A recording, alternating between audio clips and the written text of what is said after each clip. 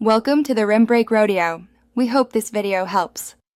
In this video, I will explain how to make caramel in a microwave.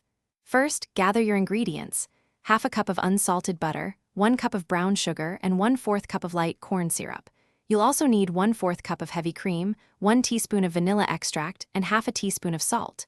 Make sure to use a large, microwave-safe bowl, as the caramel will bubble up quite a bit during cooking.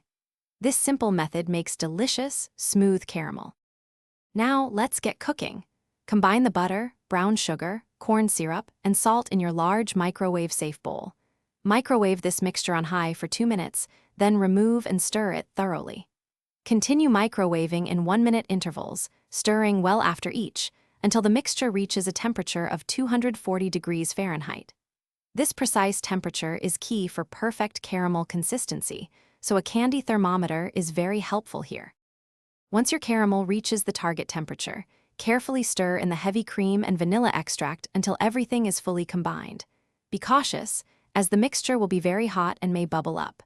Return it to the microwave for an additional 1 to 2 minutes, stirring once during this final heating. Finally, pour the hot caramel into a buttered dish and allow it to cool completely at room temperature. This cooling process is crucial for setting the caramel. Your delicious homemade microwave caramel is now ready to enjoy.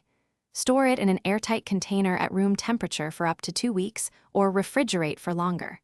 If you prefer a pourable sauce, simply reheat it gently in the microwave for a few seconds. This caramel is perfect for dipping apples, drizzling over ice cream, or enjoying as a sweet treat. For more great tips and deals, check the description below for links, including one for the new Kindle Paperwhite. Thanks for watching. Thanks for watching. Consider subscribing if we helped you.